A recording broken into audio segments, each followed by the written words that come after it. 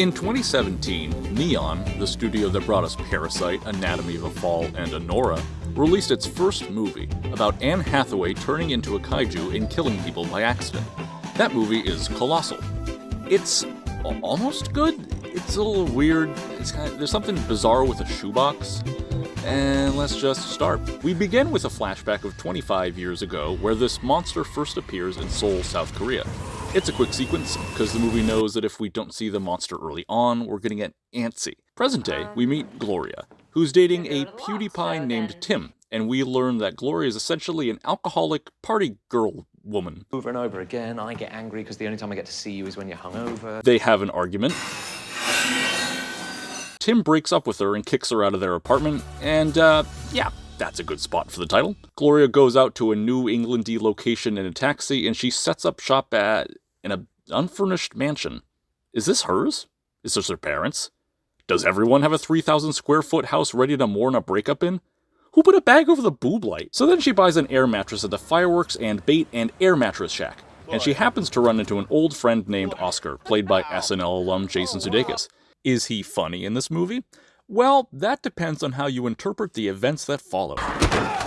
He owns a bar, that's his whole thing, so we go over to it.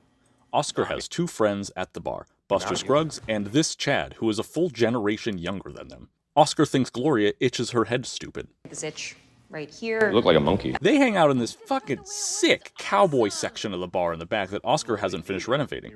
Gloria flirts with the Chad. Want a Tic Tac? Why does my breath smell?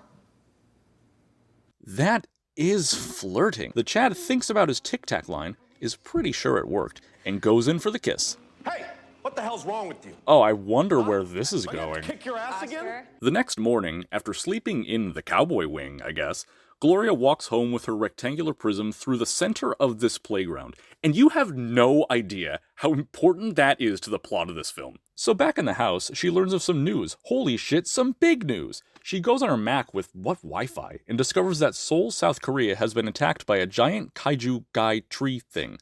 She reacts in horror because she, cares about human lives and doesn't find it awesome, and she debriefs with Oscar at the bar. Don't you get that tingle? You know you're watching something that's going to change the course of history. Me when I saw this. Gloria is shaken up by all this really cool monster footage and decides to spend the night at the playground. Again, this is genuinely so essential to the plot. The movie would not happen if she didn't do this. Oscar shows up later and gives her a big fuck TV and fills her in on some more news. Did the monster come back? Yeah, it attacked Seoul again. What? So this time the monster again showed up, and it again happened to show up at 8:05. The same... Exact same time. It stood around making hand gestures, and it disappeared. Oscar then offers her a job at his bar. This mess keeps going on, yeah, I'll definitely need help at the bar. People got a drink. She makes a troll face, and he says, see you later. Now, the reason Oscar called Gloria a monkey earlier is so we could have this moment right here from the poster. She notices that the monster makes the same mannerisms she makes, and he also looked like he was carrying a bag with a rectangular prism in it the night before. She realizes that she is the monster. Okay, so I'm glad the movie doesn't waste a ton of time with her slowly figuring it out, but I can also acknowledge that seeing a kaiju make the same mannerisms that you do, and then jumping to the conclusion that you must be it, is completely fucking delusional. So, I know what you might be thinking. Oh, the monster shows up when she's drunk. It's like an allegory for being a monster or something when you're an alcoholic. No, it's the playground, you idiot. Being on the playground makes her a monster.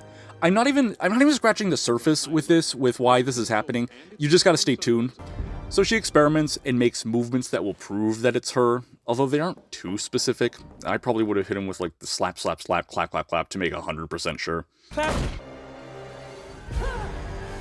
With this information in hand, she does what any reasonable person would do, show her brand new guy friends instead of never attacking Seoul again. It's dancing. Is dancing like... She accidentally hits a helicopter and then feels the thing she should have felt in the first place. Guilt. Then she fucking falls down in Building 7's a bunch of places. Great job! She takes a nap because that's how scenes transition in this movie, and Oscar shows up with more shocking news. Print media is super fast in this universe. Oh yeah, and when he walked on the playground himself, he became a giant robot. That didn't work for Chad or Buster, just our two main characters. They debrief about this at a diner. Hi. I'm the robot, she's the monster. And then they remember that the playground used to be a construction site. In fact, that wasn't even a park when we were kids. Write that down. Her next plan of action is to not never go back to the playground at 8:05 a.m., but to go back to the playground at 8:05 a.m. and write an oopsie I'm sorry message in Korean on the ground. Okay. So that was a weird moment in Gloria's life, huh? Time to have sex with the Chad. Where do you live? What? The next morning, the Chad's floor TV reveals that, oh my gosh, the drunk idiot who Gloria showed this power to is abusing it and screwing around with Soul. We gotta go! We gotta go! Come on, come on! They run out to stop him, and Oscar's unhappy to see her with the Chad early in the morning. Hey, Joel. His name is the Chad. So, kaiju slap fight. After what happened this morning, else. This is today's most watched viral video. Oh no, not a meme. I mean, as long as you don't say hits instead of views. I mean, look how many hits this thing has. No! Okay, so now it's time for the mood to shift and for this to become a completely different movie. Garth here's been doing coke in secret for the last 5 years. Fuck you. Okay, see you, buddy. You're lucky that the rest of us don't have your... I thought you were leaving! That's right. Oscar is now the bad guy. He was secretly an asshole all along. Then have a beer. I haven't had a beer since Sunday, or if anything to drink, really. Why? He tries to get Gloria to drink a beer as she tries to quit. Either you drink that beer, or I'll go take a walk through the park later. And he absolutely meant to say, if you don't drink that beer, I'll take a walk through the park. But he misspoke and no one noticed, so let's just all pretend he did say that. Cheers.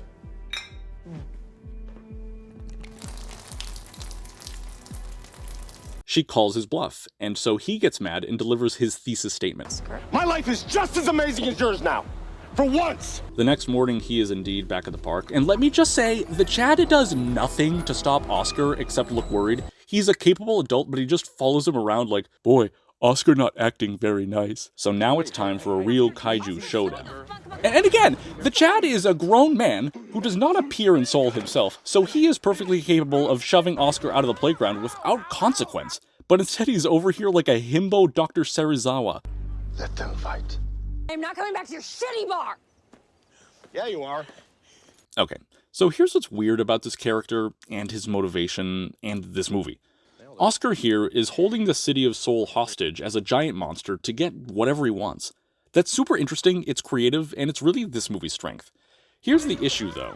The Chad here exists explicitly to fuck Gloria and to make Oscar jealous. And at this same time, Oscar discovers that he can turn into a giant kaiju. So at this moment, his main goal with this leverage is to... You're gonna keep working at the bar, or I'm gonna come back here tomorrow and destroy an entire neighborhood. keep Gloria around and make her work at the bar? Okay. I just feel like the movie wrote itself into a corner here. It seems like this character would Mine now. want her. Yeah. I mean, he flirted with her a little bit earlier. Hell, look what had to happen for things to get interesting around here. Giants attacking South Korea. No. I mean, you. But in this Anne Hathaway kaiju movie, we can't have our lead be forced to, be a sex slave. Audiences don't expect to see a Godzilla version of the Ariel Castro kidnapping unless they go into 10 Cloverfield Lane blind. Girl. But nor could they keep it PG and have Oscar go, okay, we're dating now, because then he'd basically be Gideon from Gravity Falls. So the angle they end up going with is he's forcing her to work there and stay in the town, which is all right for the movie's sake, I guess. The theme of control is still strong, and no one wants to be controlled by a jealous drunk white guy. But I just don't think that's what a jealous drunk white guy would want to do with this power. Anyways, it gets creepier the next day as the Chad helps Oscar deliver more furniture. And we're still not supposed to see him as a bad guy. And Gloria realizes that Oscar's been helping her move in to convince her to stay in the town. Again, good idea. That's manipulative. But I mean, she could just leave that shit behind. They're not really anchors or anything. How is she supposed to leave if she has a globe? Then she goes over to Oscar's house and he's all like, oops, I'm sorry, I was drunk. Can you please forgive me? That I hurt you. I just such a shitty day. And she buys it for some reason. I am no stranger to fucking up when drunk. And then Tim is here. Tim's back. He wants to see if she wants to try the relationship again. And he drives her to work because we have to get these three in the same room. Tim, what would you say would be the most irresponsible thing you could do in this bar. Imagine I were to stand up right here and show you my ass. I'm sorry. What are we talking about? I could take a piss over there in that corner booth. Dude, what? But none of them are the most irresponsible thing. This is actually the most illegal thing in this bar. Yeah, they got it down in Mexico. Do you guys know what's going on right now? This firecracker, the biggest one we ever had, never made the trip. Oscar? What are you doing? What's he doing? What are you doing?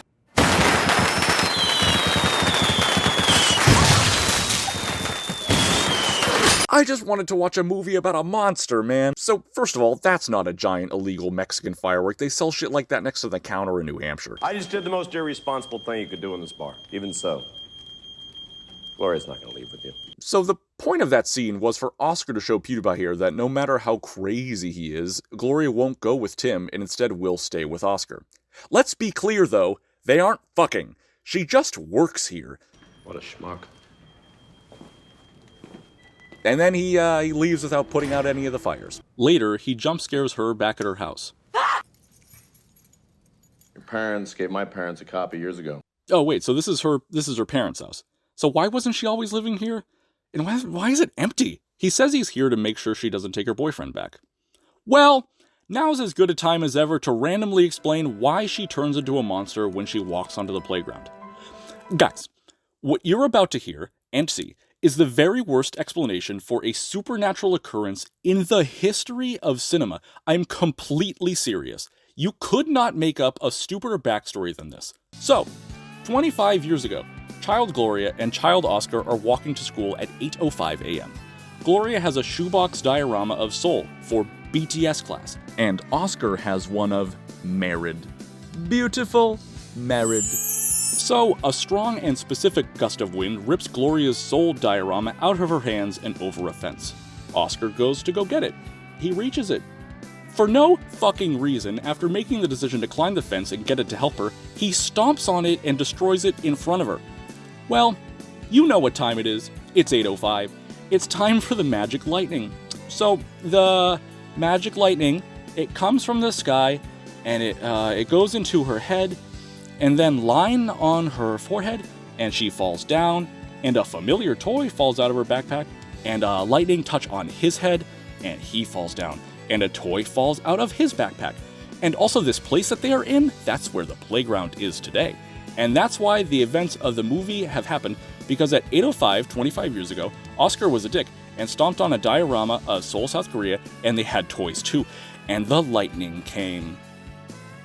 What the fuck? I mean, I don't even, where do I start?